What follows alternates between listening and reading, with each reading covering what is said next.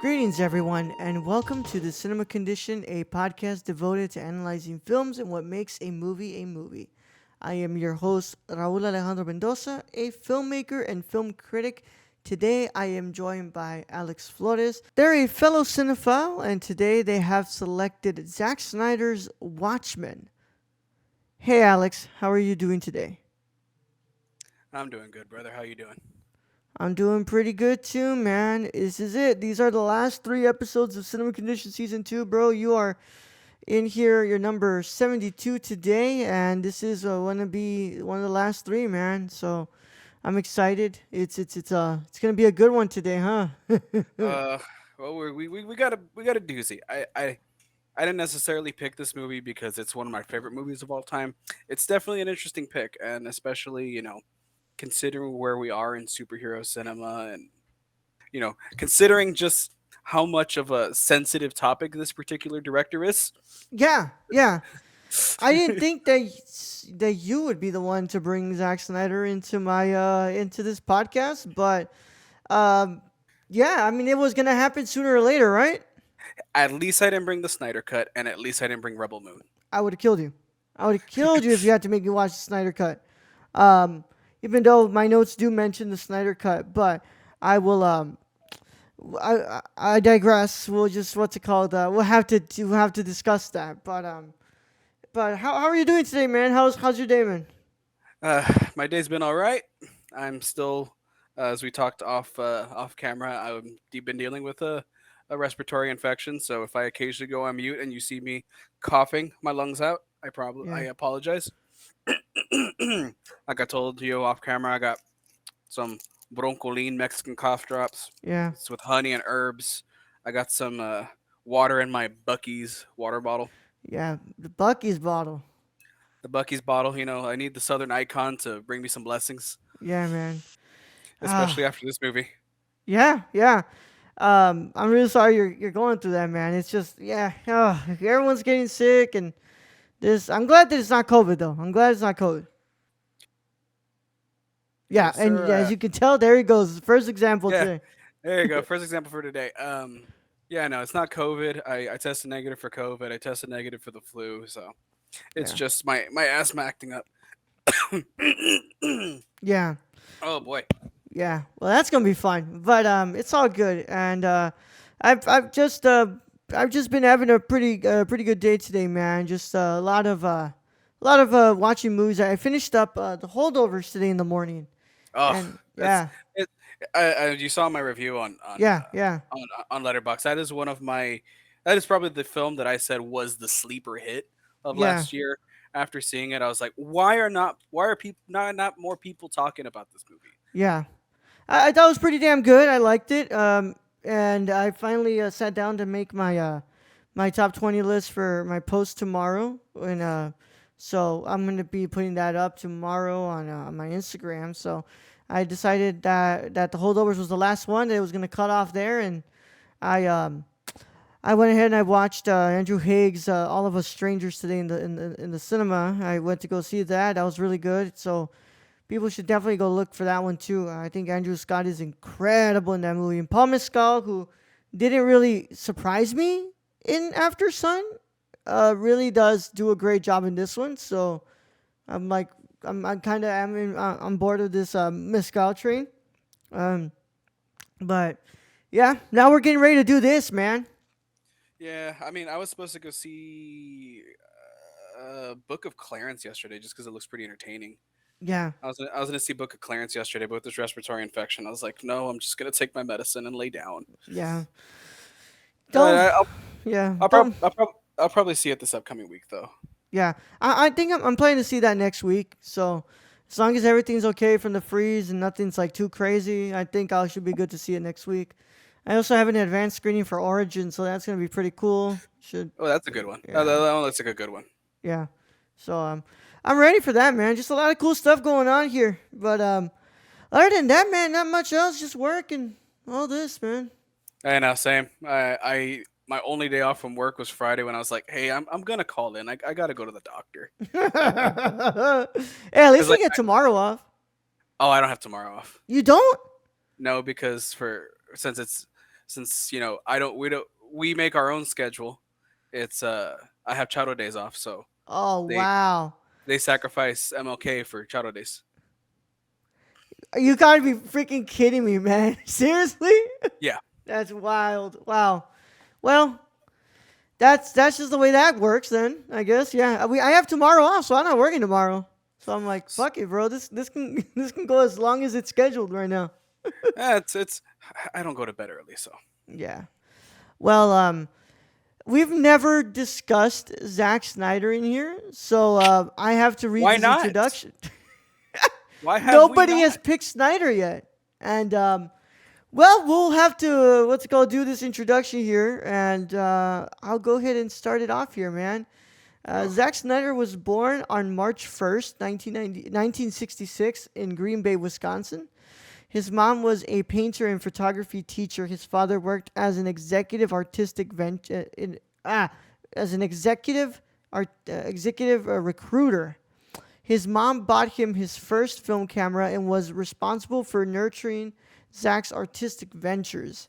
His first film was made on that film camera, which was a commentary on the school's administration, which got him expelled. He graduated with a BFA in film from Art Center College of Design at Pasadena, California. Before Zack Snyder worked on narrative films, he directed music videos for Lizzie Borden, Morrissey, ZZ Top, and Rod Stewart. Snyder's directorial debut was 2004's remake of Dawn of the Dead. In 2007, he released his adaptation of Frank Miller's comic book 300, which gained him a box office hit. In 2009, Zack Snyder released Watchmen, his first adaptation of a DC Comics property. In 2010, he released his only animated film yet, Legends of the Guardians, The Owls of Ga'Hoole. He wrote, produced, and directed Sucker Punch in 2011. In 2013, Zack Snyder began the DC Extended Universe with his Superman film produced by Christopher Nolan, Man of Steel. Man of Steel was a box office hit, so a sequel was greenlit. Though he did not direct the 300 sequel, Zack Snyder co-wrote it and produced it. In 2016, Zack Snyder released Batman v Superman: Dawn of Justice to mixed reviews, but the film made almost $1 billion at the box office. Zack Snyder was set to complete his trilogy with Justice League in 2017, but because of the tragic death of his daughter, he had to step down. Snyder was replaced with Joss Whedon, and Justice League was released in 2017 as planned. After his departure from WBDC, he went to work on his Army of the Dead projects, starting off with Army of the Dead in 2021, along with producing and writing the story for the prequel, Army of Thieves. Zack Snyder released his director's cut of Justice League, titled Zack Snyder's Justice League, after constant fan campaigning and torturing Warner Brothers to right the wrong that was Justice League in 2017.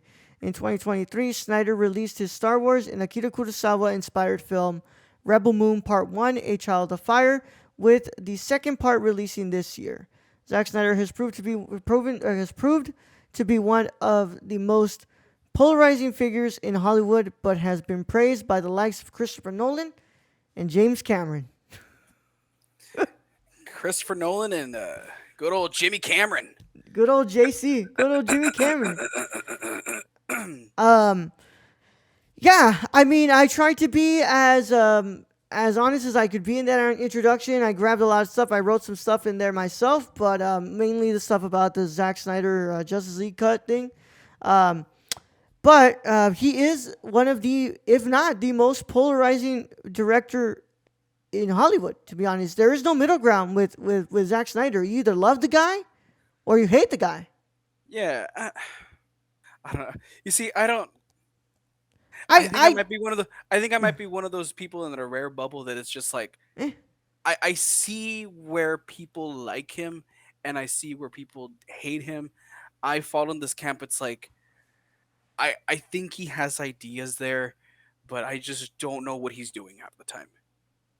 To where it's like I'm like, dude, are you just like stuck in this teenage adolescent? I need to have something look so kick ass and be so dark, and that's just like there's just times where I'm like, bro, I need you to dial it back. like the Snyder cut alone, I know some people like praise it, and I will agree it is a much better product than what Joss Whedon produced in 2017. It is leagues and bounds better to me than what Joss Whedon produced in 2017. But it's still at points to where I was just like, okay, but what were you doing here? There's a lot of overindulgence in that. Oh The yeah, no. but to be fair, I I think that Snyder is a very indulgent director. I think that he's like, if just look at all the amount of I don't know, like techniques that he like overuses a lot, and Oh yeah. like the slow mo, like in Oh, the slow mo. I've heard like, I know he overuses it a lot in Snyder Cut. I've heard it's just as bad in Rebel Moon. and then in Army of the Dead, his like out of focus shots. It's something that he just like. To me, the thing is that I think that I'm in this camp where I don't love or hate the guy. I think that his movies are whatever. I don't like some. I do like some. I think that Snyder is a incredible visual storyteller. I think Oh that yeah. his composing of a frame and what he includes in the frame to really tell push his story forward is incredible. I think that nobody can really command a visual aspect of a film like Snyder can sometimes. And Yeah, no, in terms of like the visuals and everything, in terms of like shot composition and stuff like that, the man knows what he's doing. yeah. It's just as a written storyteller, and you'll see as we go in my notes through Watchmen, it's like in Watchmen, maybe we'll just kick it off towards the beginning of just like the comparisons of the comic book. Because I'm gonna just be honest, I haven't watched the HBO miniseries yet, so I know you can Oh elaborate my more on that god, one. man. I haven't watched the Ooh. HBO miniseries yet, but I've read the original, the source material. And the thing with Snyder is that a lot of the dialogue from this film is just straight lifted from the comic book. It's not like he reinvented anything. Yeah. In this, he just strictly lifted off of the comic book, and even then, I feel like besides the visuals, I was like, the way that I described it in my letterbox reviews, I was like, I don't think I've ever watched such a film that felt so regurgitated. It didn't feel adapted; it just felt regurgitated. Like he ate up the source material and then just like regurgitated it onto a film, and I'm just like, okay, but all the style and substance of the original that I love just feels so hollow and empty Yeah. in this film, and that's where a lot of my major gripes come with it. And I know people are gonna be like, oh, but you respect it from a film aspect. I was like, I see it from a film aspect what he's doing, but at the same time, you can't really give him all of the credit for this film because he strictly just did Watchmen. He did. If you read what Alan Moore, who has gone on record saying he doesn't fucking care for the movie, he doesn't want I anything don't to think he's do ever with the seen movie. it. No, he's never seen it. One of the biggest ones that I know, two films have put Alan Moore off of just ever watching anything from his stuff, and that's From Hell and The League of Extraordinary Gentlemen. Both of those, he's completely just sworn off anything. I think the final nail in the coffin uh, before Watchmen was V for Vendetta. Yeah. That one was the final nail to where he's like, I'm done. I'm done watching you people do this. I'm just done. He said he read the script to Watchmen, and he's like, well, this is as close to Watchmen as you'll get. Yeah. And that's one of the things that he remarks. He's like, this is as close to it as you get. I can see, yeah, this is Watchmen, but he still doesn't care. Yeah. And that's what I can say too. It is Watchmen, but I feel like the style and the substance and just the idea and the themes, the thematical parts of Watchmen just feel so empty. And I'm gonna read off some of my notes here. I have some of my own notes here. Yeah. Um, Well, you're getting really ahead here. You're getting really yeah, ahead. But yeah, I'm getting really ahead, but yeah. um, a lot of my problems just come from the comic book aspect of it. And Yeah. everyone that knows me, I'm a huge comic nerd. I'll go see movies, whether they're good, they're bad. I go see these movies just because I love comics. I respect comics. Um, I know what everyone has against them, at least in cinema, but I very much enjoy them just because I love comics. But Yeah. this one's just a messy one. Yeah. Well, like I said, I mean, he is the most polarizing director of our time. I don't know if anybody, if I could point to any other person, but like, he really is the most polarizing director of our time. I mean, it's crazy how this guy, just his name alone either gets his supporters like riled up or on Twitter, or he gets what's it called, his haters riled up too. And And and he's not a polarizing director in the sense of like, oh, he's a piece of shit and he should just be riled no, up. No, it's just literally like you either love his art or you don't. yeah. And I have to give him props for that, man. Like you either what's it called? You can be on this idea of like the fact that like at least he's getting you to talk about his work, and that's Oh, if you just go on social media, just like the amount of times you sometimes see people like on Twitter or something just censor his name because they know somebody's just searching it, and the moment they see that, they're just like yeah, right there, right there on the post, either to praise you, to love it, or just absolutely yeah, crap all over you. yeah. Well, we are going to be discussing the ultimate cut of Watchmen. So that was really great of you, Alex. Thank you for choosing that. So I wrote this nice little introduction here for Watchmen. So development of Watchmen goes back all the way to 1986 with Lawrence Gordon and Joel Silver for 20th Century Fox. Alan Moore was originally asked to write the script but denied the opportunity after Sam Hamm tried to rewrite the complicated ending. The film rights were moved in 1991 to Warner Bros. Pictures. Terry Gilliam was attached to direct the film, but because only a quarter of the budget was raised, Gilliam dropped out and labeled Watchmen an unfilmable project. To be completely honest, every time that I've read that Terry Gilliam was like attached to Watchmen, I was like, why? Why? Why? Like, I was like, I don't see, you know, Terry Gilliam. Gilliam No, nailing this kind of stuff, no. especially like the thematical elements to it, and just like, no, I don't. No. The film was placed in turnaround at Paramount in October of 2005. Lawrence Gordon and Lloyd Levin met with Warner Bros. Again to develop the project. At one point, Tim Burton was interested, but ultimately turned down the opportunity to direct the film. Warner Bros. Were impressed with Zack Snyder's work on 300, so they approached him to direct. Alexei was hired to rewrite David Hayter's script, which changed the film back to its Cold War setting. Snyder used the comic book as a storyboard like he did on 300. Snyder extended fight scenes, created a subplot about energy resources, made Night Owl look scarier, and made Ozymandias' suit into a parody of the rubber suit seen in 1997's Batman and Robin. Dave Gibbons served as an advisor to Zack Snyder, but Alan Moore refused to have his name attached to the film. The film premiered on February 23rd and underperformed at the box office, but it eventually became profitable thanks to home video sales. Also, Can I just? something that I forgot to mention in here, Alex, is that at one point, Darren Aronofsky was supposed to make this movie, but he Yeah. he dropped out to go work on the Fountainhead of the Fountain instead, which I think that worked There, out more better in his favor. yeah, there's some interesting choices of directors there. Terry Gilliam, I was like, yeah, no. Um, Tim Burton, even Tim Burton, I was just Yeah, like, no, I don't see the kind of stories that he likes to tell yeah, living on in this one.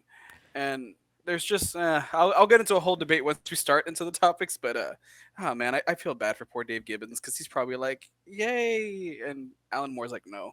There's a part no, that I like love to read. I'll read this off of a Wikipedia article. There's literally a whole Wikipedia article off of just the production of Watchmen. In yeah, November 2006, Zack Snyder said that he hoped to speak to Moore before filming, though the writer had sworn off involvement with the film or television productions after his disagreement over the V for Vendetta film adaptation. Moore signed a deal to go uncredited on the film and for his share of the income to be given to Gibbons, as he had done for V for Vendetta. Before filming began, Snyder said, "I totally respect his wishes not to be involved in the film."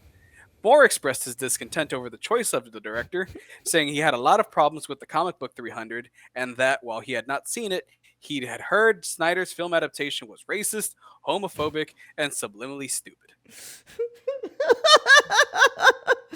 Alan Moore, man. Alan Alan, Moore.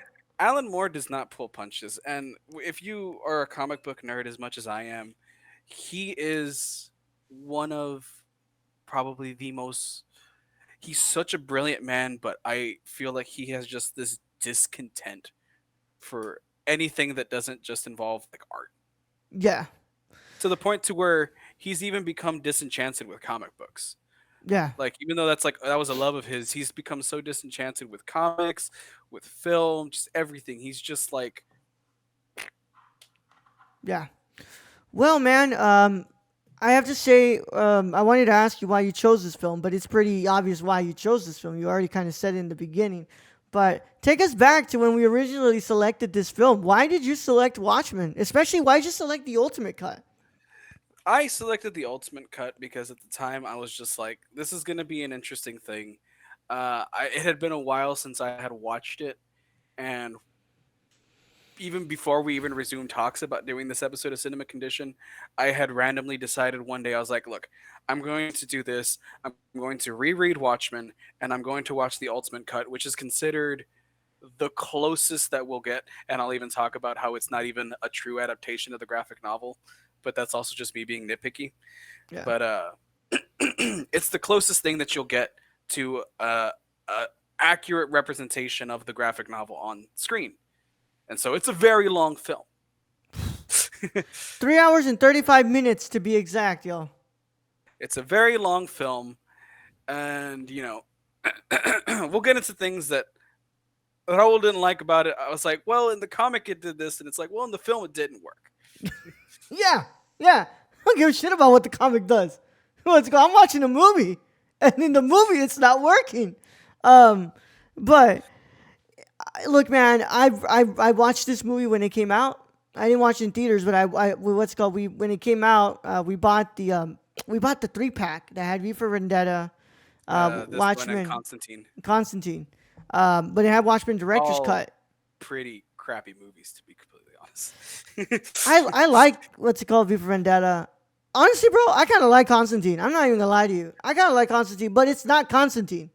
Yeah, Like, and that's what I've kind of told people. I'm like, it is a great Keanu Reeves movie. yeah, It's not a Constantine movie, but yeah, that's just me being personal. It's my favorite character of DC. So yeah. So like, I watched it, and like, what's it called? I watched this one back in the day, and I was like, yeah, you know what? I really like this movie, and I didn't really revisit it ever since I was a teenager when I watched it. And you have to understand, teenager Raul was watching this movie about fucking superheroes who are fucking and fucking, what's it called? Like violent as shit, and it's like it's crazy, man. Like, it's you would think that this is like the teenage comic book fans, what's it called, wet dream of what a comic book should probably be. and you see, this is kind of where um, it goes into my grief with Snyder. It's exactly what you said. Like, I got really into this as a teenager, and I was like, yeah, because I think that's his emotional demographic Yeah, there. He's not aiming for like the fucking, you know, cinemaphile watching independent films. He's aiming for that yeah, 14 to 24 testosterone filled. Holy shit, that was awesome. yeah. Just kind of man, boy, child, teenager. Yeah. But and I was like, you know what? When I found out about this version, I was like, what the fuck can be the difference? I mean, the director's cut is already pretty damn good. What's it called? What are we getting in this ultimate cut? And I never watched it, and I never rewatched Watchmen until we did this here, and I watched this movie, and I was just like, God damn it, bro! Like this is like the epitome of what Zack Snyder, like I feel, and I look, man, I'm no hate to the man at all, but I feel like if they would have asked Snyder, like, hey man, you don't really got to edit the movie, just go ahead and put everything you shot in there. What's it called? Just release it as it is. He'd be fully content. I think he'd be fully content just releasing a movie exactly as it was shot.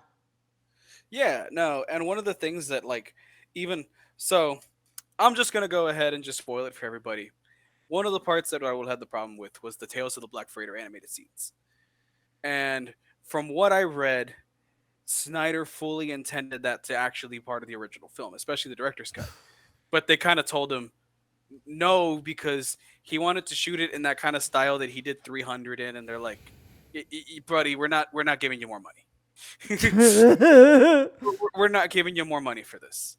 And Yeah. so what ended up happening was after the film came out and after like the home video came out, what they ended up doing was they're like, okay, here's some money. We're gonna animate the fucking thing.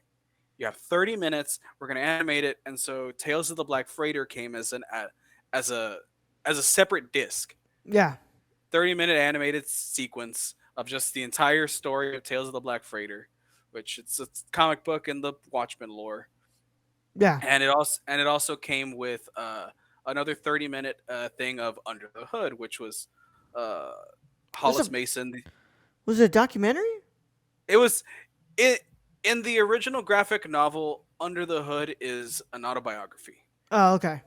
but what Snyder did was a kind of documentary style kind of telling of the Under the Hood, because in the original graphic novel it's the actual story broken up by sequences of Tales of the Black Freighter comic, as well as usually every chapter of the comic is ended with Hollis Mason's excerpts from Under the Hood. Yeah. Well, Which, yeah. lucky for you, they didn't put Under the Hood in the ultimate cut, because if not, we probably would have gotten a 4 hour movie. Jesus Christ. Yeah. But you know what, man? I think, and I think that this movie, even though I don't necessarily love this movie, I the only thing I don't like about this movie, other than like a bunch of other things that I won't get into this conversation about, is mostly that. I think the animated sequences are just feel like a completely different thing from this movie. But to me, it's like I'm not like I love comic books, but I'm not like a comic guy. Like it's like fucking obsessed with them. So but I think about film as the art of like the medium of film, and I'm like, okay, cool. If it's in the comic book, that's cool and all, but that's a comic book. We're making a movie here. I don't need to include the thing to make it feel like a comic book when you can just go out there, buy the comic book, and you can read it. We're here to watch a movie. We're not here to watch a comic book. And I understand why he included it too. And the whole point of Tales of the Black Freighter was, as I explained to Raul in our private conversations, was to kind of explain, it was kind of foreshadow, spoilers, the story of Ozymandias Yeah, and what the whole plot twist at the end of the film is. yeah, But I feel like it works so much better in the comic because you get so much more in depth. Okay, in the comic, Ozymandias goes on this like grand fucking monologue for yeah, pages of his entire philosophy and everything that he did. Whereas in the film, you just kind of get like that's kind of how the film treats Ozymandias at the end. It's just like, because fuck you, that's why.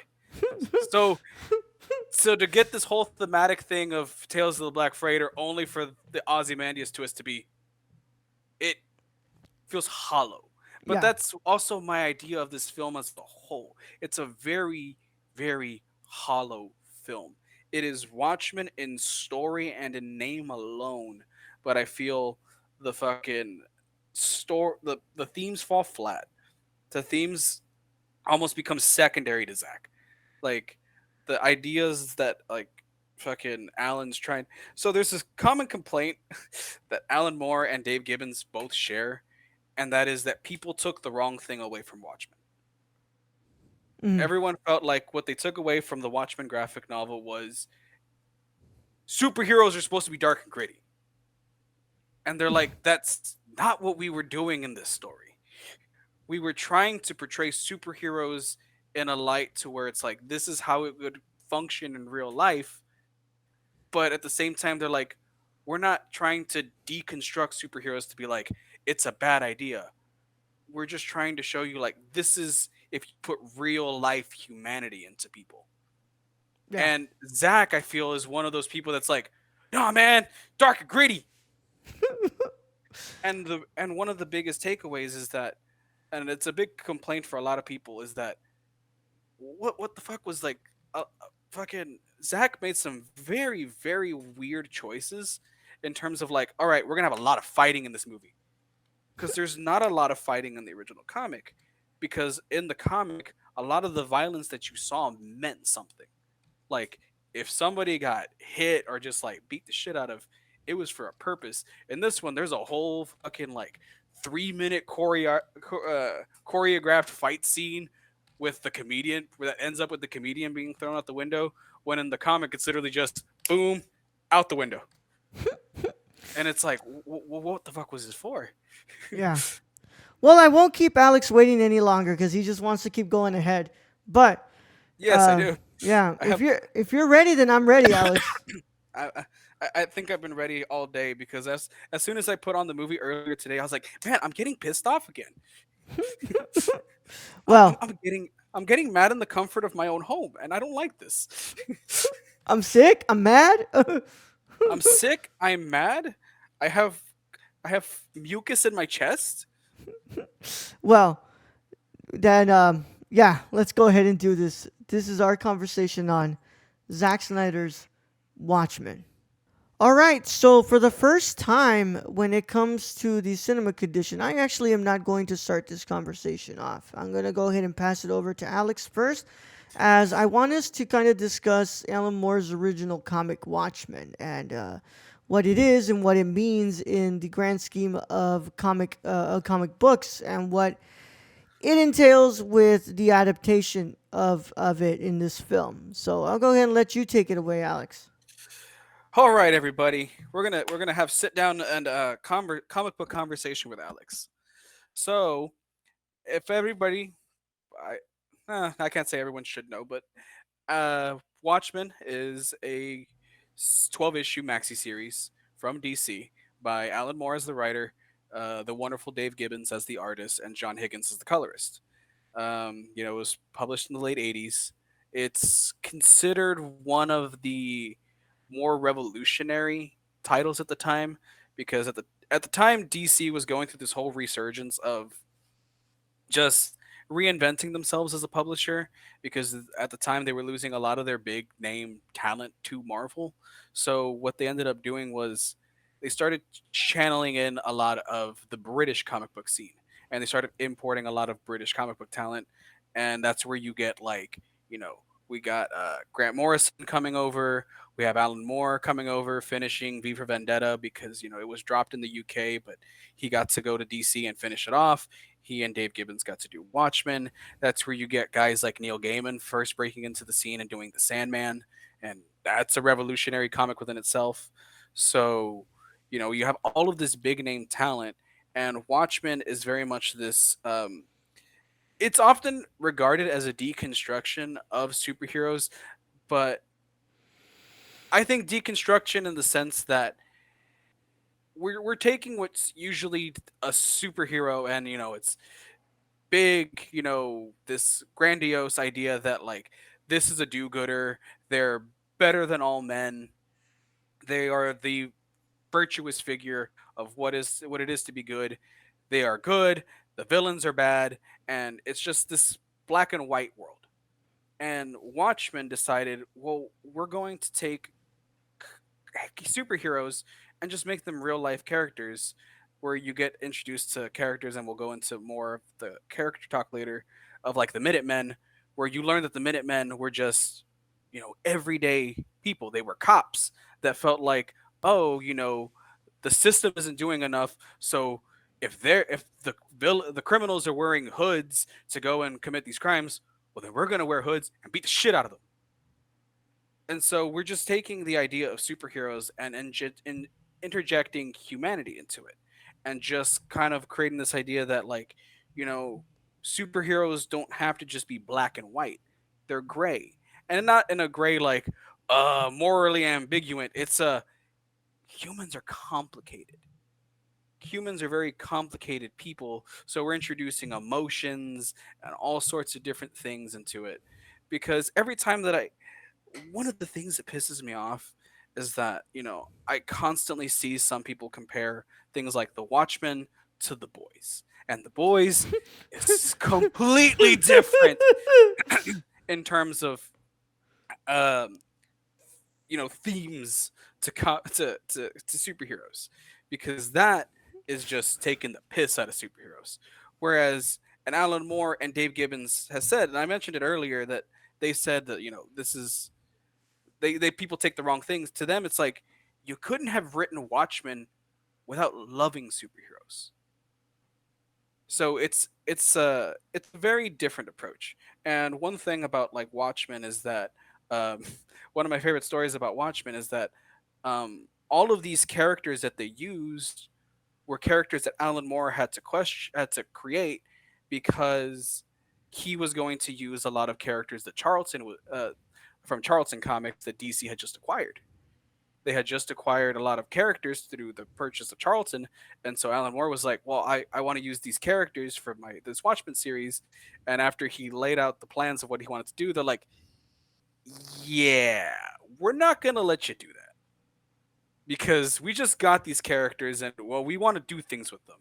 So how about you go and make your own?"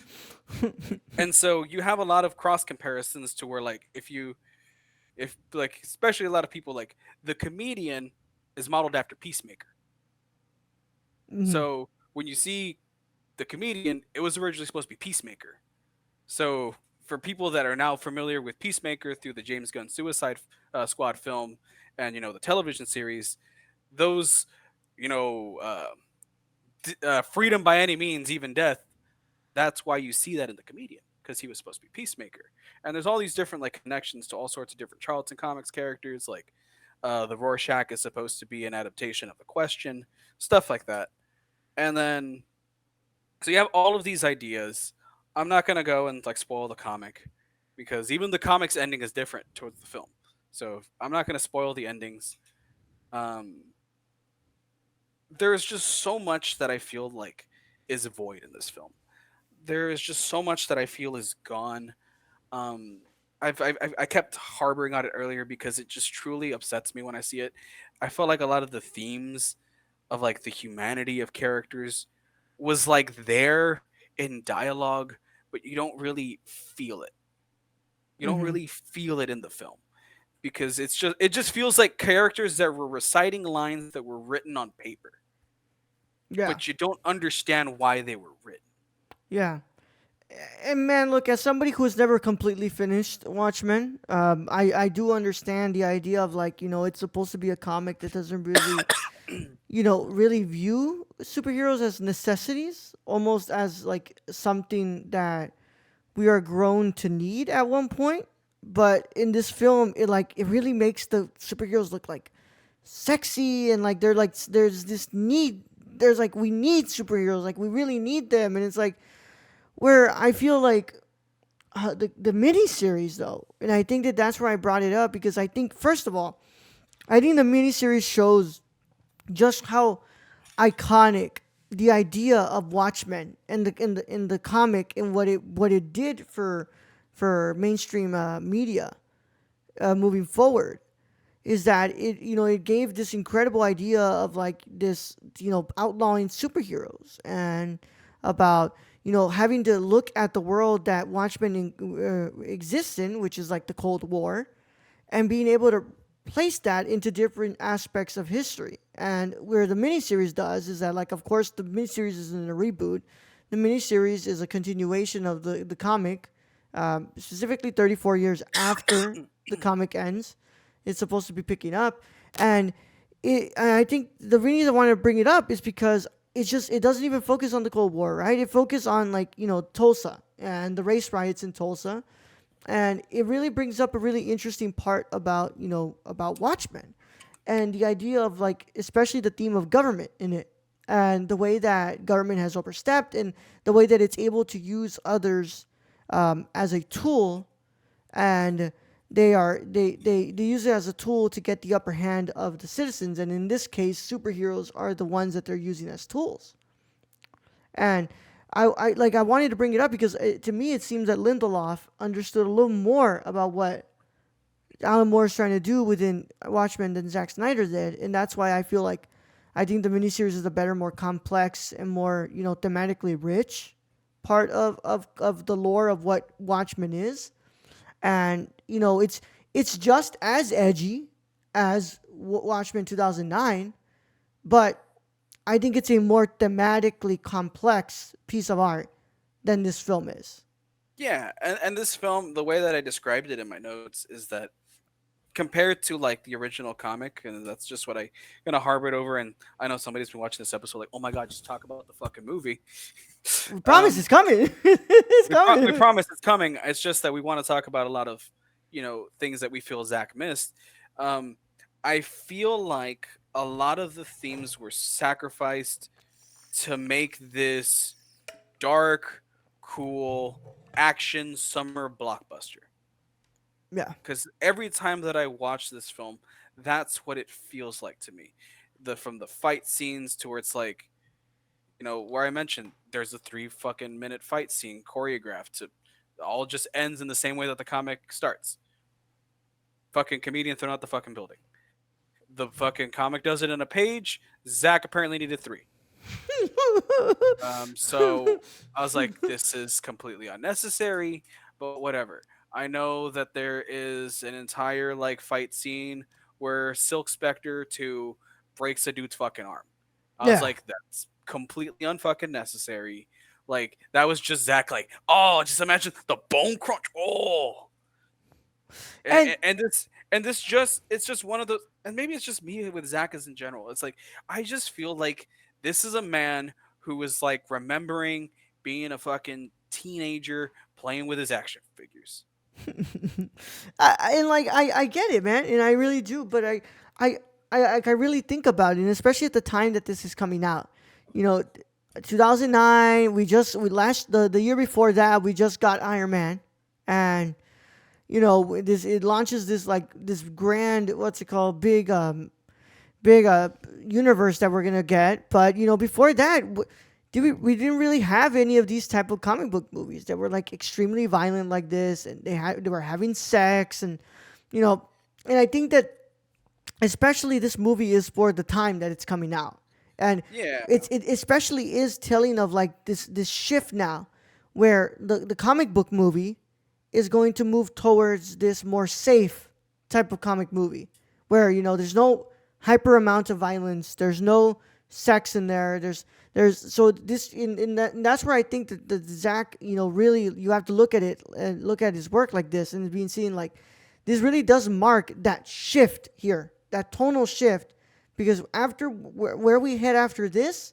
is a very different what's called film from Watchmen.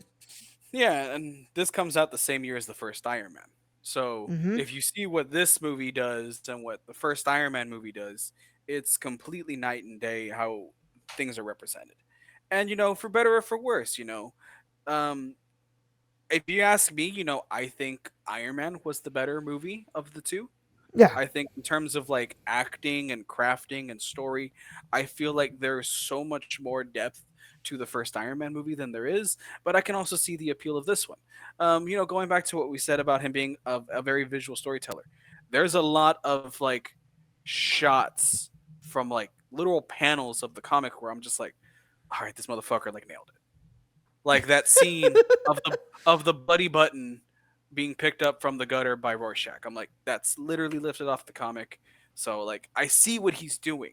It's just that in terms of like themes, I feel like it just doesn't dawn on him. And even things such as like if you look at the coloring of the comics, the color there were just like these different hues of like purples and blues, all sorts of different things to like just kind of tell the idea in pictures, because that's kind of what the thing is about comics. You're telling a visual story through pictures and panels, and they're not moving like a film does, so you have to be very precise with what you do with the panels. And that's where I feel like everything just kind of gets like almost like lifeless in a lot of just the coloring choices that Zach does. It's like, what's with all the dark? I'm not saying that like I need some fucking neons, I need some fucking orange. I'm just saying I need some color to just feel like you understand what's going on here. Because everything just feels like it's bleak. Things suck. And I it's mean, like, what's it called? You didn't like the amount of blue that was coming off Dr. Banhan's blue monster cock? oh man, the amount of times, I was actually talking about how I was going to do this with a friend, and I was like, yeah, we're talking about the Watchmen film, and she's like, yeah, I went to go see that with a date when it first came out, and she's like, I only took one thing away, and I was like, why is this man just have his cock out? Yup. Because Um, she's like, I don't know comics at all. I didn't see like the trailers for the movie, so the guy just takes me to see this movie, and I was like, why does this dude just have his dick out? what's funny to me is more like there's times where he chooses to just be like, what's it called, a tidy whities or like just underwear, and Just straight up then speedo, and just one day he's like, he's I'm just just like, gonna nah, rock I'm out just with gonna my go full cock out. cock out. Yeah. I mean, I'm gonna like, rock I out. understand on Mars, like nobody's there, but like in Congress, sometimes he's like walking in, he's just got his cock out in front of his buddies. He's got his cock out, and like, okay, Adding um, new definition to rock out with your cock out, man. yeah, yeah. But I know you also had something here from Nolan about the film. I think that that's Uh, would be an interesting thing to bring up before we actually get into the thematic part of the film, and I would want all you right. to bring that up first. And I think this kind of ties into what you were mentioning in terms of like what what comic book and superhero cinema would take. And I'll have some points to add to this. Just kind of like the ideas that I have in my head just randomly showed up in my head. So recently, Christopher Nolan was talking about, it's just the whole press for Yeah. Oppenheimer, and man directed the Dark Knight trilogy, and everyone has their opinions. I Yeah. have my opinions on the Nolan trilogy. It's a great Nolan trilogy. Take that for what you will. I think they're great Nolan films. But I wanted us to talk about this quote that he says. He was quoted from the Hollywood Reporter as saying, I've always believed Watchmen was ahead of its time. The idea of a superhero team, which it so brilliantly subverts, wasn't yet a thing in movies. It would have been fascinating to see it released post Avengers. Yeah. I mean, like I said, I think the thing is that it represents a tonal shift in here, but for it to have been released post Avengers would have been really interesting to see how especially the audiences would react. And But and I and at first I kind of wrote it off like, oh, shut the fuck up. But the more that I sit down and think about it, I'm just like, no, it would be interesting because I remember when the first Deadpool came out, and I was seeing this like complete misunderstanding from people. That's like, I was literally seeing people like boycott that Fox release a PG-13 cut, saying that like, well, my child should go see it because comic book films are for kids, and it's like, yeah, no, fuck a no. kid, Well, man. like, not every film is for a kid. I grew up in a Mexican household where I had a very protective mother, and I didn't watch Pulp Fiction until I was 18. And I watched Pulp Fiction buying the Blu-ray with my own money. So I could be like, I just turned 18. I'm finally watching this movie that I was not allowed to see. And then watching it, I was like, yeah, I can totally see why a teenager should not watch this movie. So Yeah, there's that idea of just like, not every film is for everybody. So like, no, not every film should be for your child. And the same thing with comics. Comic books as a medium is like, I'm not gonna fuck. If you ask me to hand a 13-year-old, if you ask me to hand like a 12, 13-year-old, like, you gonna hand him Batman or you gonna hand him Watchmen? Dude, I'm gonna hand him fucking Batman. yeah. I cannot give this. I cannot, in good conscience, give this 13-year-old Watchmen because, well, for one, the sex scene that happens in the fucking owl ship doesn't happen in the comics, so maybe it's Thank not horny God. enough for him. Maybe Thank it's not God. horny enough for him. Yeah. Maybe it's not horny enough for him, but you know, the themes and everything that's talked about in Watchmen is maybe Hmm. so They're gonna fly gonna right go over, bro. They're gonna fly gonna right go over. gonna go fly right over his fucking head. So I think he can get more out of Batman. Does that to say that he cannot go back and watch Watchmen? No, absolutely not. He can go back later and watch Watchmen and be like, okay, okay, let me go. Yeah. I was also kind of thinking about what it would be, what this film would have been like, have it released today. Now we're seeing a very very formulaic and very safe output of the superhero genre, where something like this might have been received a little better. Yeah, no, definitely this would have been a much more a ballsier kind of film.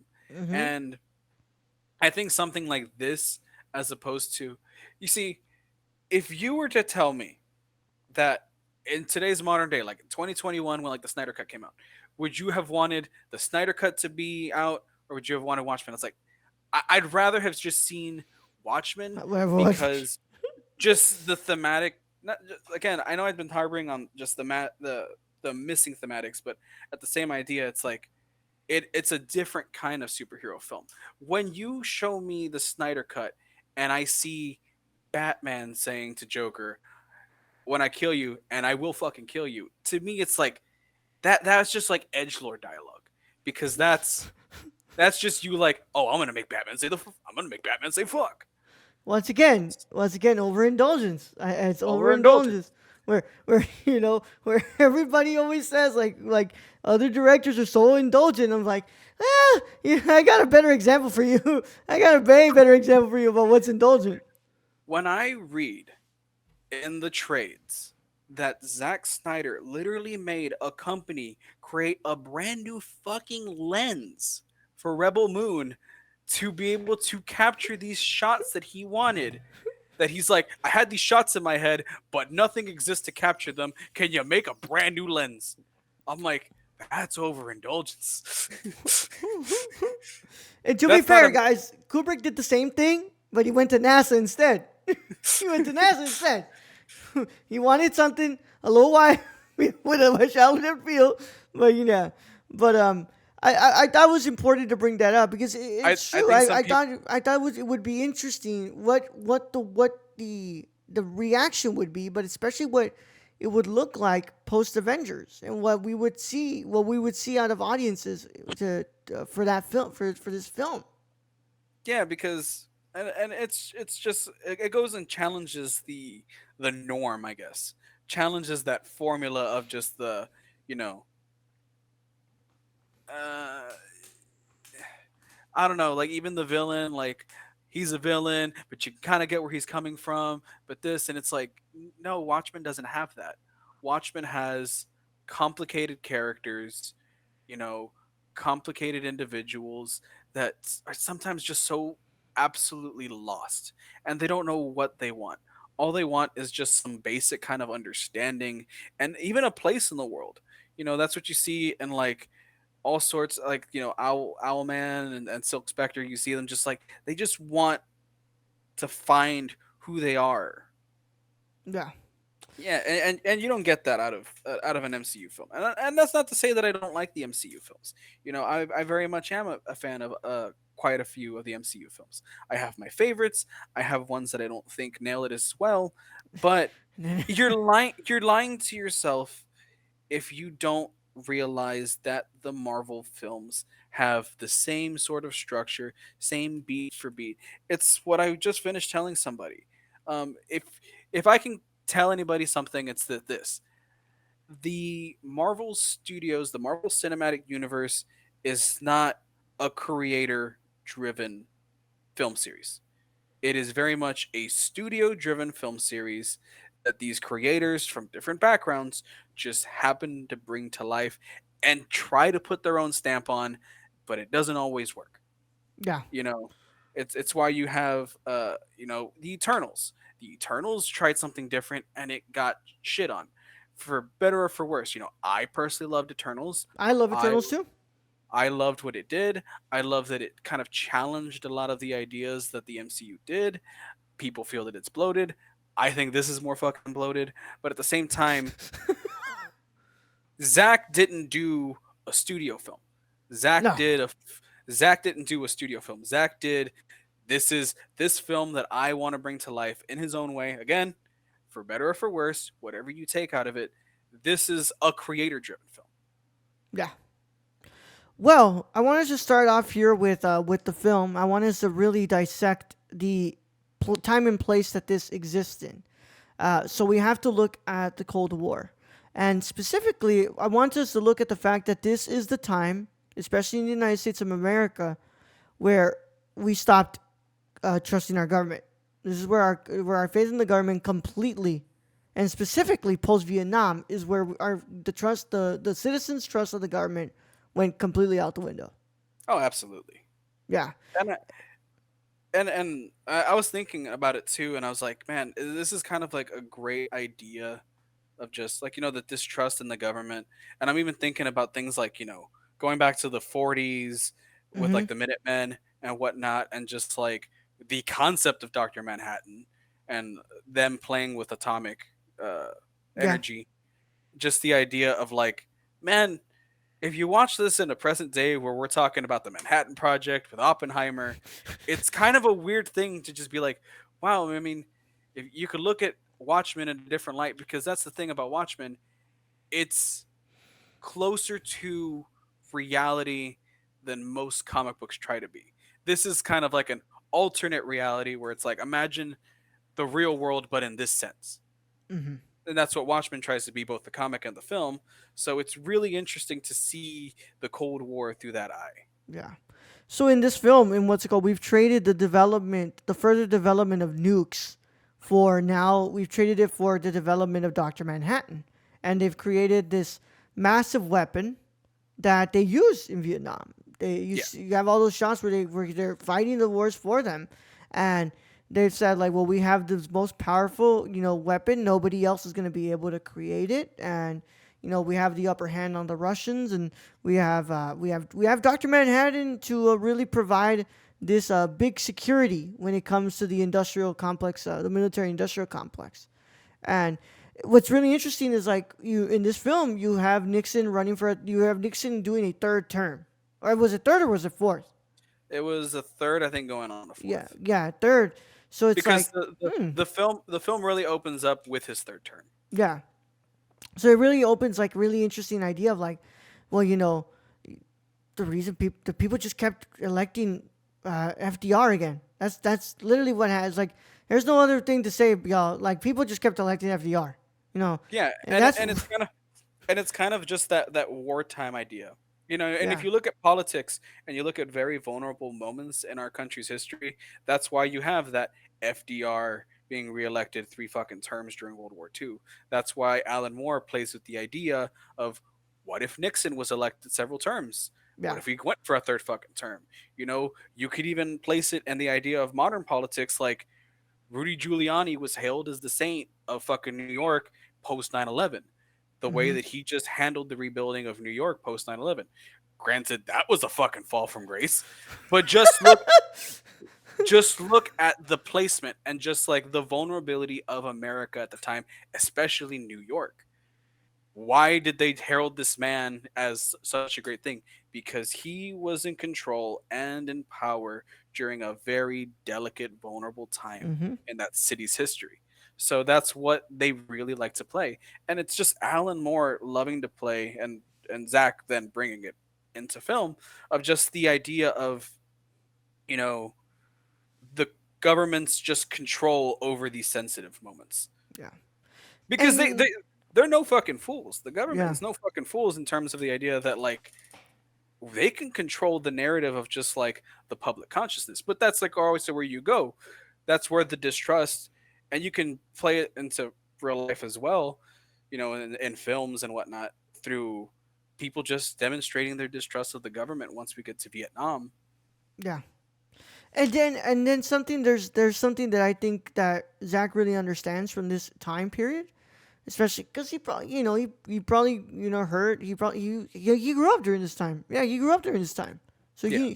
he understood this looming anxiety of doomsday, of like this idea of like at any point the Soviet Union and the United States can just launch each other's weapons and they can just erase themselves from what's it called from the face of the earth. And that's something that I'll go ahead and give Zach when it comes to this movie, is that this whole movie you feel on edge. You do feel Yeah. yourself on edge. I Like mean, there's something that's just gonna go down, and it just feels like there's any moment now it's gonna happen. Like there's the something's gonna pop off. the film literally opens up with the scientists introducing the doomsday clock, and they're Yeah, that much closer to midnight, which indicates the destruction, yeah, yeah. literal doomsday being brought onto the earth. So like from the get-go, you are built with this looming anxiety, and it's an anxiety that builds on throughout, um, the public outcry against Dr. Manhattan, and Hmm. what happens when we lose control of that weapon. Like that's one of the big, you know, like boiling points of the whole anxiety of the film. Dr. Manhattan can just decide to fuck off when he wants. And Yeah, what does that mean? What does that mean for us as a society? Like that was our weapon. That was our, and you can even see even Dr. Manhattan, and trace it back to when he was an ordinary person, and then the metaphysical godlike being that we see him throughout the whole film. You see him even questioning what they're doing towards the end of the Vietnam campaign, hmm, to where he even's like, what are we doing here? Like he's not seeing it from like, he's seeing it sort of from an emotional aspect, but also from a logical, like, well, what the fuck was this for? yep. Like, what Uh, the fuck was it for? yeah, and it's a very very what's it called very reminiscent of the time that this is based Yeah, on, and it's just yeah, because that's literally what everybody was thinking. It's like, what the fuck were we in Vietnam for? What, like, we lost this war, and what's it called? People, what's it called? We lost a lot of lives in this war, and and that's one thing that I'll give Zach, because one of my favorite scenes from the comic, because of just how poignant it is to like the Manhattan character, and just like an idea of the comedian, was that scene in the bar in Vietnam oh yeah, after they pretty much like annihilated everybody, and that's where you really see that that puzzled idea of just Manhattan, like, well, what were we doing here? And the comedian just treats it like our fucking job. That's what we were fucking doing here. yep, yep. So I wanted to get into, I want to talk about what the Watchmen represent, but also what their counterparts, the Minutemen, represent. And I specifically wanted to bring it to the people that like they're mirrored to. So obviously, Silk Spectre and what Silk Spectre 2 represents to Silk Spectre 1. Yeah, The, and the comedian's the only one who, what's it called, I wanted to put him in there because specifically he's the only one that branches into both yeah, aspects, and especially Night Owl 2 and all these other ones. So yeah. I found, so like Silk Spectre 1 and 2 are so, what's it called, tied to each other because obviously Oh yeah, they're mom and daughter, right? yeah, But Silk Spectre 1, what's it called, passes on a lot of that trauma to Silk Spectre 2. yeah, First of all, the fact that she is the daughter of the comedian and she yeah, holds that information from her for so long. But the idea of the, like, what's it called, that she is constantly telling, like, you have to be this great superhero, you have to look really good, and all these like preconceived notions of what, like, well, what they loved me for, you need to be loved for as well. yeah, And especially, survivor's guilt, and yeah, her being like, this team, like, you have to be a part of this team, even though I almost got assaulted in this team. You have yeah, to be part of this team, and you have to be able to, what's it called, deal with what you're going here. And I'm obviously, what's it called, gonna keep, what's it called, I'm gonna keep bringing up these people, but like, they weren't the healthiest people to be around.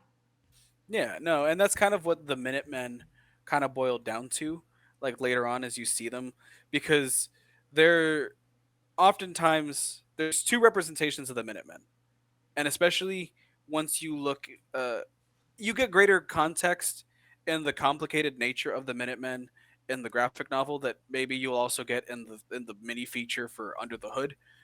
But again, you have to watch that to understand maybe some of the details that Zach left out. But there's a complicated nature to the Minutemen. The Hooded Justice, was a man that no one knew. Mm-hmm. Like they did not know his true identity. They don't know what kind of person he was outside. Like they just had like vague ideas of who the fuck is this guy? Because there's ideas of like some of them were former cops that were, especially in today's society, the idea of cops taking justice into their own hands is a very touchy subject. But this is kind of what the Minutemen also represented. They're like, this is cops just like taking justice into their own hands and saying, "Fuck it. If the criminals are going to wear hoods, we'll fucking do it too, and we'll do what we feel society is missing." Yeah. And so the Minutemen, for parts of the film, are glorified as like the golden age of heroes. But when you look at it, there's such a very complicated nature behind it. Because especially like when you look at the comedian in the Minutemen and the comedian as he's represented in the follow-up Watchmen group are two completely Oh yeah. different different men. Like the comedian, you see him as this strapping like young boy in the Minutemen, clean cut, just like this upstanding young lad, and he sexually assaults Silk Spectre. Yeah. And that's where you really get to see that these people are kind of fucked up. And that's kind of what the film and the comic allude to. You kind of have to be fucked up to want to do this. Yeah. Yeah. And all of them are in their own ways fucked up too, man. Like that's the thing. And but I think that what was so interesting about the comedian is seeing where he ends up and Yeah, seeing that like that regret, and especially what all of that had, like what especially Vietnam did to him. yeah. He carries a lot of that trauma that a lot of the vets left Vietnam with, Yeah. and just this idea of like, I did what they wanted me to. I killed who they wanted me to kill. I did everything they wanted me to. Why do I feel this? Yeah. And you see it in that other scene that I actually really love, to where he goes to that one criminal's house. I can't remember the name of the criminal off the I top of my can't head, remember either. but But he's like he crying to literally, him. he's like bawling because he's like, "You're the only one who knows who I am," and just this idea that like I'm bare my soul, and he's just pacing the room back and forth, hysterical of just this idea of like, what the fuck is going on? Yeah, and he's talking about like how he's did terrible things to women, and he's like he's done all these terrible things, and like he feels regret over it. Like now it finally sunk in that he was like he was just a pawn for the government. Yeah, and that's kind of what happens when the Watchmen are dissolved with the Keene Act. You have the only members left that are still in subcapacity heroes are the Mega Weapon in Doctor Manhattan and our good Stars and Stripes Soldier Boy, the comedian. Mm-hmm. And what are they doing? They're working on behalf of the government. They're like, basically it's like, oh, you can't be a hero on your terms, but you can be one on ours. and Yep. and it ends up becoming what happens to all heroes, especially in that military industrial like complex. You will be glorified as a hero until I need to pin it on you. Yep. Yep. I will let you induct state sanctioned violence until I need you to be my scapegoat. Exactly. And that's very much what the comedian realizes.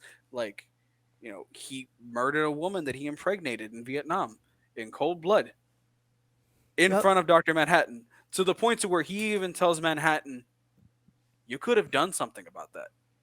Mm-hmm. You could have changed the gun into something else. You could have teleported her away, but you're just like me."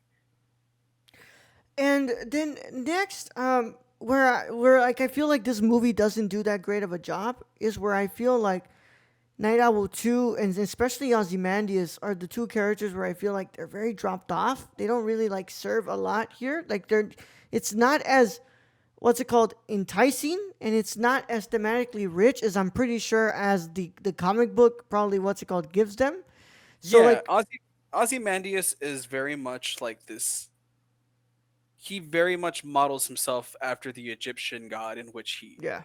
uh, uh, models himself after, to where he very much has a god complex. He's a human with a god complex Hmm. that wants to rebuild humanity into a better image that he feels they are not following. And that's why I mentioned in the in the film, when you're watching the ultimate cut and you see Tales of the Black Freighter, it's falling dead on the message it's trying to deliver. because the corresponding character that it's supposed to be building up to, Ozymandias, falls flatter in the film. Yeah. I tell you, I didn't understand a goddamn thing what that was for. And I was paying attention to this movie, and I was like, this serves nothing to me here. Like, it's not Yeah, giving me any inclination as to who the hell we're talking about. And, but at least when it comes to Night Owl 2, I felt that we got a really strong sense of the fear. Like, this guy who's like, he's very, like, different to, well, he's not different. He's very much the same because, like, Night Owl 1, he's like, you see it when he calls Silk Spectre 1, and he's like, well, like, oh, you've had my phone for so long, and now you decided to call me? And it's like, well, he's been afraid to reach out for so long. He's felt like he probably didn't deserve her. He probably didn't have she shouldn't have been calling her. Whereas here, like, Night Owl 2 is very, very scared. He's very, doesn't want to really get the gang back together, even though he wants to. And he's very much afraid of, like, what's it called, putting on the suit again and having to go back and relive what he went through in the Watchmen. one of the things about Owlman 2 that you really explore in the comic is just after the Keen Act, he plays off this idea of like, oh no, I'm glad to be, done with this. But he's very much a lost soul that feels like he's just wandering around trying to find some sense of a purpose. And that's Mm-hmm. why when he reconnects with Lori, Silk Spectre 2, he begins to develop this attachment to her to where for once since the Watchmen ended, he's finding this purpose once again. Yeah, yeah, I agree with that. And even though I feel like that relationship doesn't feel as believable, it doesn't really feel like it's well, like, constructed. I No, in the film it's very much this shallow like, oh hey, I always had a crush on you kind of thing.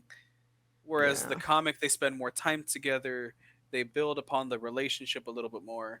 yeah. Um, you see, Lori make the same mistakes that maybe her mother did in terms of her trusting of people Mm-hmm. because she's literally a teenage girl who ends up getting entangled with who is a married man, Dr. Manhattan. Yeah, And it's almost this power dynamic of here's this like brilliant, powerful, literally powerful man giving this attention to a young teenage girl, finding her place in the world, and he becomes infatuated with that. She becomes infatuated with the person she thinks he is. yeah. And And then that detached that he ends up getting with his original wife in that I am a god who does not age and I will have to watch the people that I love age and die. yeah.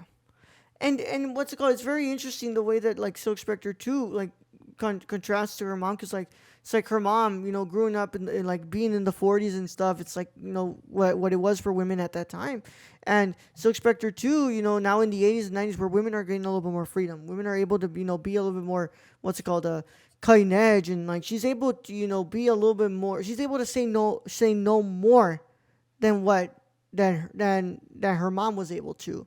And that's Yeah, where I think that's where that survivor's guild provide is shown more. It's like, well, shit, man, what's it called? I am the daughter of a, what's it called, of a, well, not an assault because she went back to him, but what's it called? I'm the daughter of this man who caused so much harm to my mom, but I'm also doing everything that my mom couldn't do. Like, she couldn't resist other people. She couldn't fight back other people. She couldn't say no to people. her mom was obsessed with this idea of this almost like old age Hollywood starlet Yeah. where she literally goes and shows Lori like, look at this porno book they made of me back in the day. And it's like, Mom, what the fuck? And because to Yep. her it's like, this is when I was attractive, this is when I was young, this is when people wanted me, this is when to her mom plays so much of her own. It's that idea of that like her own self-worth was not within her but what other people placed in her, Yeah. to which Lori very much tries to be the opposite. She wants to be her own woman, and that's why she has that disconnect growing from Dr. Manhattan because she sees she's slowly making that mistake that her mother did and just kind of like chasing something. And that's where that kind of relationship does build with Owlman too, to where it's like there's this more meaningful human component to it. And she's Yeah. finally feeling that self worth that isn't like based on somebody, but it's somebody nurturing and wanting to grow with her. Yeah. And I like I said, Ozymandias is the one where I felt it was very hollow. I felt like there's not a lot there with Ozymandias that I can really like pinpoint. But the whole energy and resources thing was kind of like, okay, I don't think Zach really, what's it called, writes that well. Like I don't think he really understands what he's trying to do with that. More so like as in how it connects to Ozzy. More so like I think he cares more about what it means for Doctor Manhattan. Yeah, uh, s- it's it's weird because it's different in the comic because there's a so I know I said I wasn't going to spoil it, but you know Yeah.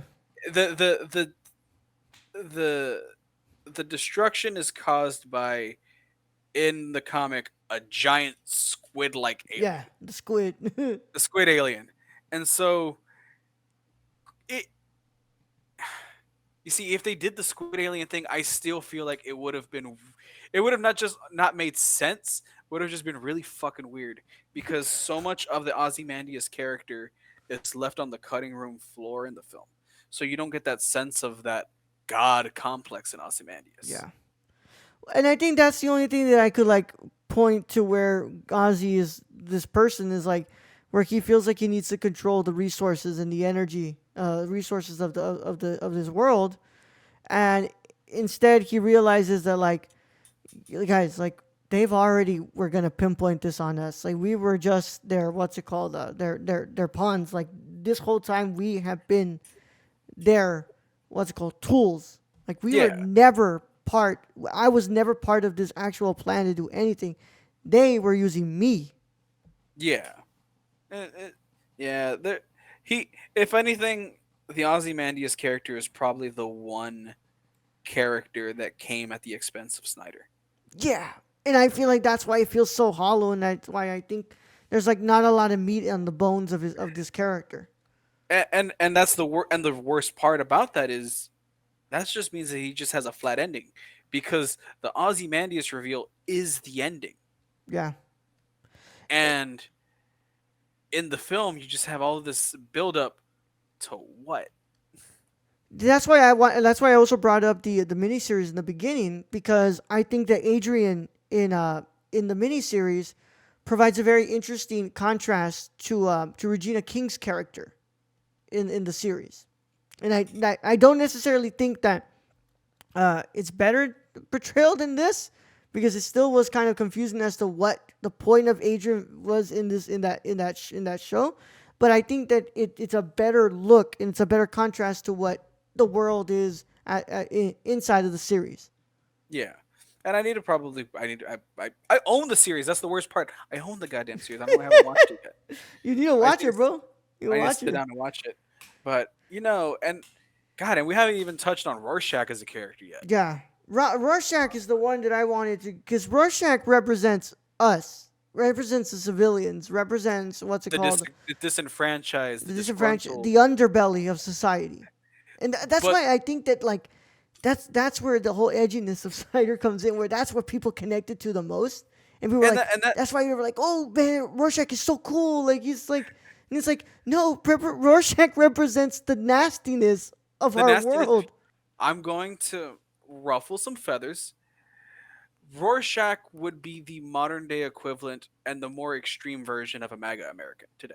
Yeah, Because that is very much what Rorschach was. He was this disenfranchised, the government, but he was very ultra, just like right wing nut. Like he was reading all of these right wing papers and this very much distrusting government and this kind of like the liberals are ruining us. yep, And if you read his verbiage and his language and the stuff that he says, you know, at one point he in the comic, I'm pretty sure it's even said in the movie during one of his Rorschach journals, he questions whether Adrian Veidt is a homosexual. yeah, he does say it in the movie.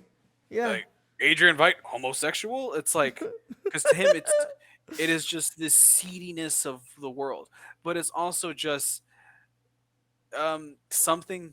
He's another character that I, f- doesn't I feel like Snyder expl- tried to make him feel like Travis Bickle from Taxi yeah, Driver yeah, and that's the worst. because It's he's it's not an unreliable narrator. He's just providing his insight on all this, and uh, it's just very an odd choice to make of Rorschach. But it's a the thing about Rorschach is he's not a narrator or anything. He is a mentally disturbed man yeah, that is taking he's taking the idea of what the Minutemen were doing in terms of taking the justice into his own hands to the most extreme mm-hmm, sense. And you're not supposed to idolize Rorschach. You're supposed to he's supposed to be the the warning sign. Like this is what the idea of like being a superhero can do to somebody. yeah. And he even says it like at the end when what's it called when they're having that fight with Adrian and he's like, like we have a way that we do this. We need to stick to that way. And it's Yeah. like it's kind of saying like, well, like it's fine, like the government was using me, but we have a way of following this and we need to keep doing it. And it's like it's very interesting character, and especially the way that you see his journey where he was he doesn't really start off that way, and then when he gets to that turning point when he kills that guy, that criminal who killed the girl, and Yeah. and then his whole stint in jail was like okay. I was like okay, well there's a lot here, but I also feel like Zack Snyder's not really getting the point of Rorschach here. I think that he's trying to make him look like a Travis Bickle. He's trying to make he wants him to be his version of Travis Bickle in this film.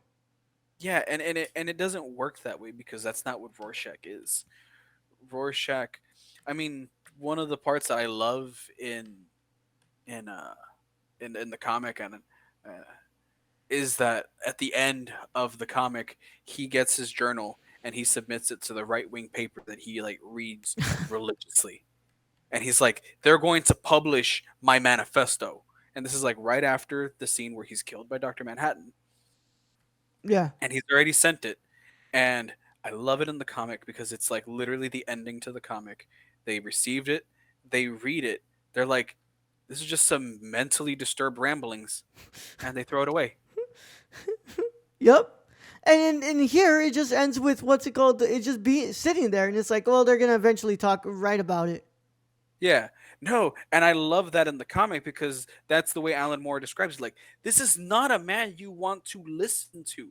This Yep. like you read the Rorschach journals, and this isn't like, oh my god, this is like a thought provoking manifesto. It's like this is a mentally disturbed man's ramblings, Yep. his inner dialogue with himself. The motherfucker needs therapy. Yeah, I mean, it all goes back to his childhood too. Like his mother was a fucking prostitute, and like seeing all that, like He oh grew my, up watching men, have sex with her, beat her, and all this sort of stuff, and her like blaming him. yeah, He did not have a good background. That's the thing, and that's kind of like where people take the wrong impression. And fuck, I think yeah, like you even said, like Zach kind of did too. It's like no, you don't want to be like Rorschach. yeah. And that's where I think it's just like it just he makes him like to me Rorschach just looks too cool. Like you just he looks like this really like the vigilante that people aim to be, and it's like I don't know if really this film really understood what Rorschach is. No, it didn't. I truly do not believe that the film understood who Rorschach was. Yeah, And and I don't think many people do either. And that just all ties back into that comment that I've made that both Dave Gibbons and Alan Moore said. People walked away with Watchmen with the wrong idea. They walked away with this idea of super cool, super dark, super gritty, and like that's what we need to do. We need to tell these dark, cool stories where we're real badass and we're dark and broody, and it's like that's not the story that was trying to be told. We're trying to tell the story of a collective group of very just complicated individuals. yeah. And then there's of course Doctor Manhattan. You brought up Hooded Justice before, and I think that actually I think what the series does better Mhm. is do it does way more with Hooded Justice and what Hooded Justice kind of represents, and I really really like what they do with that character in the miniseries. Um, but I wanted to bring up Doctor Manhattan because, of course, Doctor Manhattan is the weapon. Doctor Yeah, Manhattan is like, and he represents something so interesting because it's like, yes, everybody can recreate a nuke. Like all these countries can get their weapons and stuff, but like those weapons, they just can't disappear. Doctor Manhattan can leave whenever the fuck he wants. Like and it's and that's one of the integral parts of the story. It's that holy shit, the one thing that we had over the world is gone. And the worst part is we don't know what he's going to do after. yep, yep, And you see it because he starts to have this growing disconnect from mankind. yeah, And that's where it starts to get, that's where probably the anxiety then gets ramped the fuck up again. yeah, Because this idea that like not only does he have this disconnect from society, but he kind of realizes society is their own problem. yeah. It's where that iconic line comes from, right? Where he's sitting on Mars and he says, "I've grown tired of what's it called, Earth and their human problem, whatever." I don't remember what it fucking Yeah, the says. people. I'm Yeah, tired of these people of this planet. I'm tired of their problems, yeah, all of that stuff, and that's because of that growing disconnect of just he went from this man of science that still had some humanity to him because he was just Dr. Manhattan, very much that stereotypical science loving dork, you know, trying to get the girl. He gets his wife. Um, Shit happens and he becomes Dr. Manhattan, and at the expense of his own humanity. As yeah, the series progresses, and there's an entire issue in the Maxi series dedicated to just the exploration of Dr. Manhattan, like the film does. There's an entire section just dedicated to this idea that's like, he was an ordinary guy, but as he became this weapon, we start to see the weapon become less of a person and yeah. more of just this mind that's both trying to be logical and just growing this deep disdain for humanity. Yeah. And this is the character that I think Snyder puts the most importance on and the most time towards because he really does like write him to be more like complex than anybody else. I think that, and you see it because it's he's God. As much as Doctor Manhattan doesn't want to be God, and he doesn't view himself as God, he's God.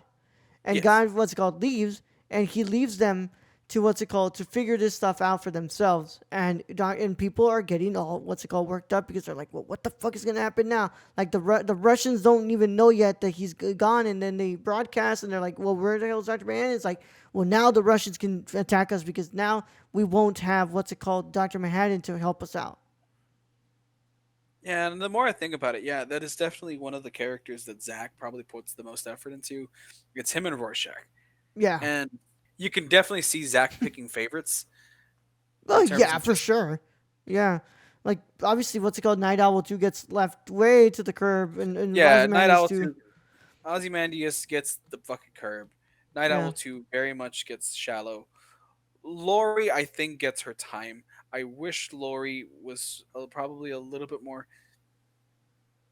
Lori's character, I feel, does get left behind because I feel like okay, Yeah. I I feel understand. like Yeah. Lori, um, she does get the time in the comic. I think that what happens is that Zach portrays her in a different light than the comic does, because in the comic she's very much just this like, yes, she's angry, but she's just also so deeply tired and hurt. Yeah. She's so lost, and I feel that doesn't get hammered in the film enough. She's a lot. She's just that's if anything, that's why her and Night Owl 2 connect so well in the comic because they're two lost souls trying to just understand what where the fuck do we fit in this world where we have a literal man walking like a god and a strange right wing fucking lunatic walking around in a Rorschach mask. Like, Yep. where do we fit into this? And then I also wanted to bring up the aspect of Doctor Manhattan where he's like watching people die and especially to his what's it called to his what's it called blame. as he's like making other people get cancer, and especially the first woman that he loved, that he fell in love with, you know, and he has to watch her as she grows and grows old, and now she's like losing her life to this debilitating disease, and he realizes that like, well, I need to be logical here. My life needs to move on, even though hers is leaving, and it causes a lot of distress in the public, and it shows that people are like, well, we don't trust Doctor Manhattan. Like Doctor Manhattan will soon like not trust us anymore, and he's gonna leave us. And this weapon that we're supposed to have so much trust of could just what's it called betray us in any second. That's definitely one of the characters that he gets the most out Yeah. of.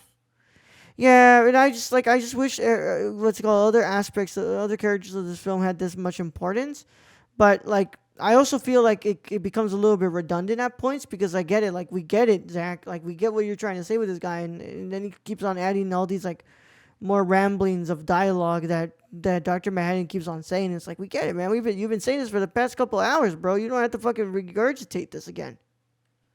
And but you see, that's also where like the disconnect from the comic goes is that Zack makes Doctor Manhattan the the key at the end for Adrian, where that's not it Yeah, in the comic, and that's just kind of it's just a complicated mess with this film, and yeah, that's just what I can kind of describe this film in general. It's that it does things right, but it also does it at the expense of other things, and it's just not knowing what it wants to be at times. yeah. And I thought what's it called? I thought this final topic would be interesting, but I wanted to ask if you had anything else before we get into the final thing here, because it is pretty much the whole thesis of what this film is talking about, especially at the end here with the reveal. But do you have anything else you wanted to bring up? No, in terms of the characters, I think we kind of brought up everything that I wanted to do. Yeah. Okay. So at the end, we realize that, like, of course, like, what's it called? Adrian's been working with the government with this, and what's it called? It's revealed through the television broadcast that what's it called?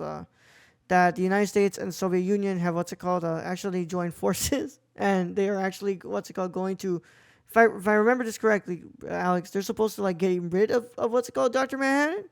Yes, that's kind of the because the whole film ends up pointing out that like Manhattan, they're gonna basically eliminate Manhattan.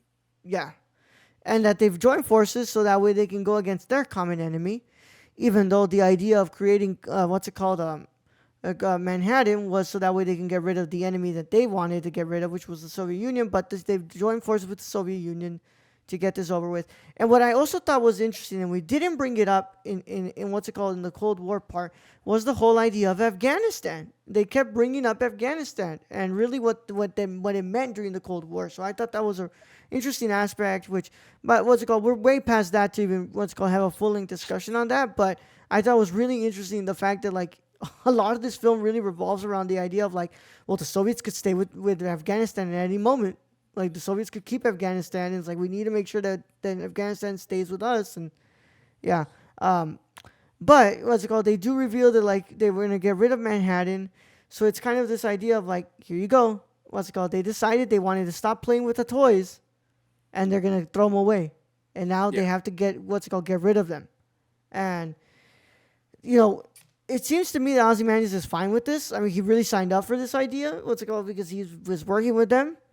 But everybody else is kind of shocked with this because they thought like, oh man, well like I thought we're gonna save the day, and I thought that we were gonna what's it called provide a better life for everybody, but instead we ended up being literally right where they wanted us to be.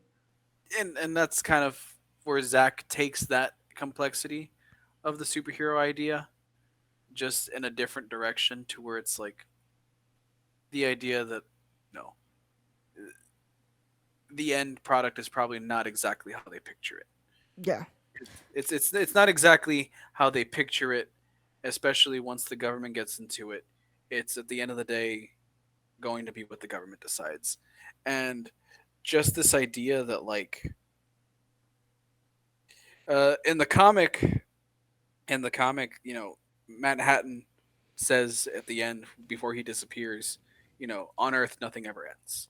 no, So this kind of idea that like this quest for peace is going to be forever, Hmm. and it's not going to be a fruitful one that we're going to enjoy. Yeah. In a way, saying like, guys, like we're not their solution. We never were their solution. Like Yeah, their problems are their own. Like as much as it's saying like humans are complex creatures that will never be able to solve their own problems. Like yeah, no, we're never going to solve our own problems. we're always going to be fighting against each other. We're always going to be trying to what's called use each other as tools. And that's honestly that's the part where I think that we're in this whole 3 hour and 35 minute film. In the last 15 minutes of this film is where I think Snyder really starts to show what Watchmen is about. And it's Yeah, like, yeah, this is where humankind does turn its back against the superheroes because they're done. They're like, this is where it happens. This is literally the reality of what superheroes would look like. It's like inside of the world is that there would come a time where we don't need them anymore because we found a different solution. So we're just gonna let them go. yeah, and that's kind of just humans in general. We're Humans are very complex creatures, and I think this idea of striving for peace is just I I know some people are gonna wish that it is not this fruitless endeavor, but unfortunately, the idea of getting everyone to agree on one thing and one concrete idea of what peace is never going to happen because We'll always be fighting for something. yeah, peace is always going to look different to somebody else. Yeah. Peace is always going to be okay, but am I on top or Yeah. Are that's you gonna always give me this land back, or are you gonna what's it called stay with this land, or it like is my ideology going to be over yours or yeah? And I think that's kind of what they realize at the end is like, well, you know what? I think what we need to do is just what's it called be there for when they need us, but we have to step back and let them do what they have to figure this out on their own. pretty much, and that's kind of where even the comic leaves off. It's just like okay, everyone just leaves. By the end of the comic, Owl, uh, Night Owl, and Silk Spectre just leave. Yeah. Night Owl 2 and Silk Spectre just leave. Uh, Vite just leaves. Manhattan disappears from the world. I mean, this is me just going into the comic, and like they're just like, okay, we're Yeah. leaving the world to figure it out itself, and that's anything. That's just the cynical ending to just it because it's like, But Alan Moore is such a cynical person. I mean, oh that's yeah, no, the man who Alan, wrote The Killing Joke, bro. I mean, yeah, no, yeah, he's so cynical. So I would understand why that would be his ending. And yeah, I think that's where the film ends. It really ends with that note, and I think that's really like this whole central idea this whole time is the fact that like we've gone through this whole 3 hour and 35 minute movie, but it's just like at the end we have to just let them make these decisions on their own. Because like even when we try to sway them a different way, when these superheroes try to sway them to a different direction, they end up turning their backs on them and still doing what they want to do. yeah, because it's like, okay, we want this, and they give them what they want, and it's like, okay, but we think you should do this, and it's like, they see, there you go. We don't like that you're not giving us what we want, so Yeah. just step aside. Step aside. Yeah, we're always just gonna work in our own self interest, Yeah, and it's as sad as it is, and I think we do it every day. That we do it every day of our lives.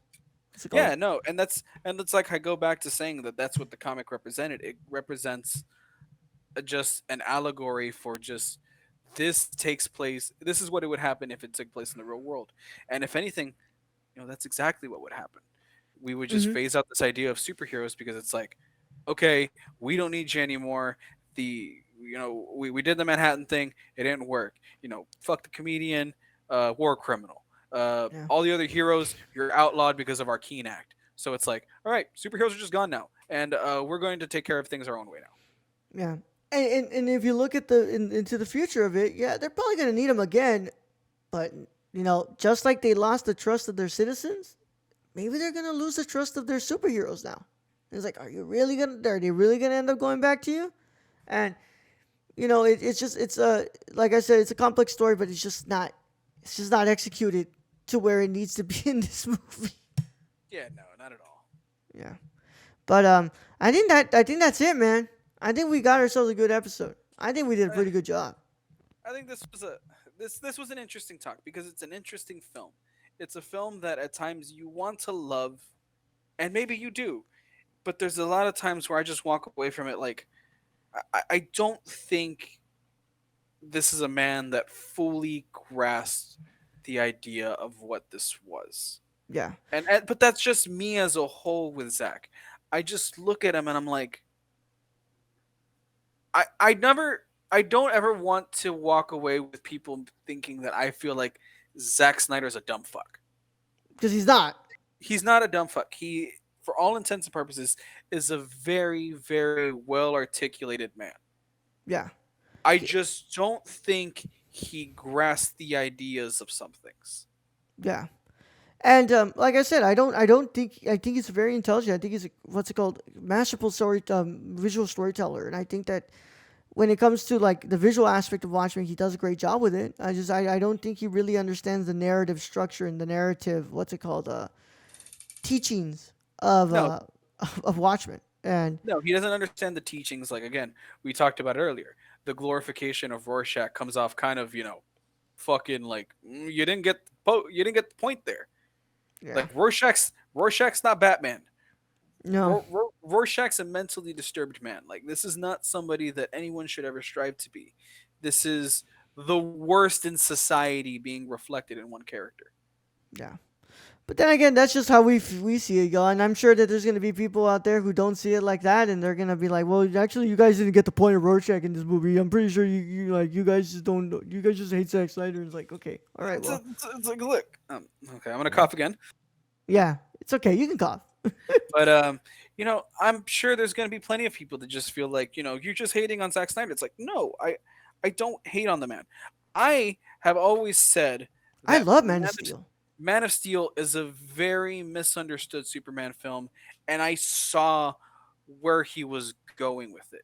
And that's, if anything, that's challenging the stereotype of the archetypal, like, just holier than thou hero that Superman has always been and humanizing him a little bit. Yeah, and and I know people didn't like that, and the whole moral ambiguity of should Superman kill? Why did he kill Zod? Superman would never do that. It's like okay, but this is one interpretation of Superman where we're like, what if he felt the necessity to? yeah. And it's always going to be a controversial decision. I very much understood the decision, so I don't hate Zack Snyder. I just feel like again it goes into the overindulgence. I He think that really I think that Man of Steel is the only other what's it called Zack Snyder film that I would be willing to have a conversation on about in this on this podcast because every other one, all the other movies I'm like, yeah, I'm good, bro. I'm good. Yeah, and I'll leave Yeah, that to somebody else. I'll leave that. I think I've talked about Zack Snyder enough for this one episode, and probably yeah, for the rest of my tenure yeah, on as a guest on Cinema Conditions. So yeah. I will leave somebody else to talk about Man of Steel. Yeah, I'm good. I'm good. And if that day never comes, then it's fine. I love Man of Steel. It's one of my favorite movies of all time. I think it's a beautiful execution of Superman, and I think that it really does challenge the idea of Superman. And I think a lot of people weren't ready to what's it called have that type of Superman film, No, and I think it's very misunderstood.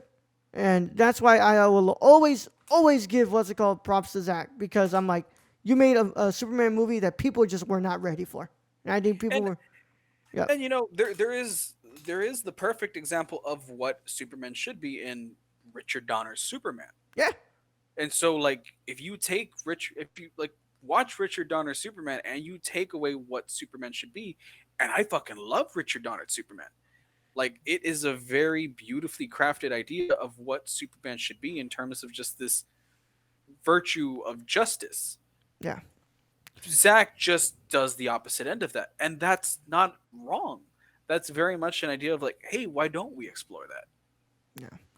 Well, Alex, thank you so much for being on here. This is your last time in season 2. We'll have to wait for you to come back in season 3.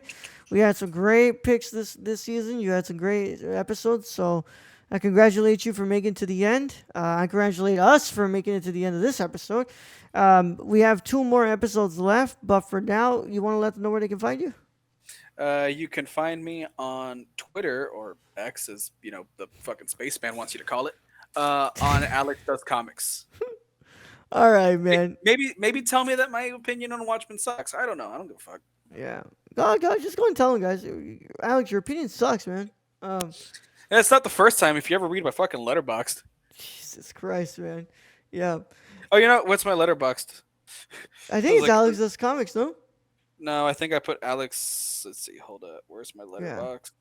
You can find me on Letterboxd at hold up. Where the fuck is it? I'm not It should be sure. I always forget. I never know where to find my actual what's it called? My actual like username for right. Letterbox. Letterbox needs to. Alex reviews film. Okay. Alex Alex reviews. reviews. Alex reviews film. Yeah, I'm also sure, Alex. You always leave something on a review on your films or on the films, right? I usually try to. Sometimes if I don't Yeah. feel very enthused by them, or I don't feel so, as you'll ever see if you go to my letterbox, I sometimes will just leave a star review, but other times I leave two kind of reviews. One that's actually meaningful, and one where I just take the piss out of everything. Yeah. So I started doing this where I was like, you know what? Because most of the movies that I watch are the ones that I have to review. So I'm always stuck with like, what the fuck did I think about this movie? Because I have to review them later. I was like, okay, now I actually started leaving writings on these entries. So you guys can follow me along on Twitter, Instagram, Letterboxd, Serialized, Twitch, and on TikTok under the Nerdy Chicano. You can find all the things that I do over there. And of course, you guys can go ahead and get this episode early before anybody else gets to watch it or listen to it on the Patreon, on patreon.com/the Nerdy Chicano. And if you want to go ahead and support that, you can. But if you don't want to, it's okay. You don't have to. I'm just happy that you Don't all leave are him here. money. Yeah, I'm just happy that you all are here watching the episode and enjoying what we've been doing. I know that it's been a long time to finish up this season, but we're almost there. We have two more. I'm very excited for what we're doing with these last two episodes. I think this was one of those that I was like really excited for as well. I think that just these last three episodes were going to be some of the most research heavy ones that I had to do. So I'm really excited to see what you guys think about these episodes. So make sure you tell me in the comments what you think about them if you're watching it on YouTube, and if you're watching on the podcast app, make sure you somehow leave some feedback as well. It's all very much appreciated. But of course, for now, that's it, man. We will see you on the next one. And of course, to my wonderful cinephiles and renowned scholars, celebrate the love of cinema today, tomorrow, and every day after. Catch you on the next one, guys. Bye bye.